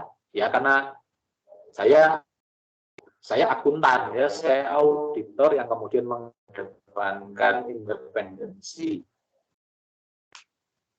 Pak, gimana cara ngeceknya? Oh, tinggal saya masukkan aja file. Anda kerjaan Anda kan 31 orang, saya masukkan filenya, saya masukkan ke ini plagiator checker, udah saya tinggal. Kemudian nanti akan muncul, oh ini plagiasinya tingkatannya si A dan si B itu sampai di atas 50% atau 75% atau keluarnya itu 25%, 35% itu ya tinggal ketemu, itu pasti ketemu ya. Yang bagus itu plagiasinya tentu saja di bawah 25%, karena ada banyak yang mirip memang. Kalau tingkat plagiasinya itu sudah di atas 50%, nah berarti ini nyontoh, apalagi di atas 75%. Yang beda cuma kesimpulan sama cover depan. Nah, itu sama kata pengantar ya. Jadi jujurlah, independenlah, karena pembelajaran ini nanti Anda sendiri yang akan menikmati hasilnya nanti ya di akhir saat Anda studi di Universitas Majung ini, baik kemudian saat Anda masuk di dunia kerja maupun dunia usaha ataupun dunia profesional manapun Anda nanti berkecimpung ya. Itu sampaikan, mari kita akhiri dan tutup dengan doa untuk mendapatkan berkat dari Tuhan Yang Maha Kuasa, perkuliahan kita punya manfaat dan banyak gunanya untuk kita. Berdoa menurut iman dan kepercayaan masing-masing, dipersilahkan.